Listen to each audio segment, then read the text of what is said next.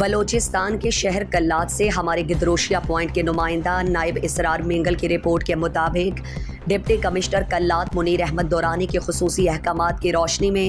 assistant commissioner Kalat جہاں زیب بلوچ کی نگرانی میں S H O Kalat levies Jan Muhammad Lango, additional S H O Abdulkarim Mengal,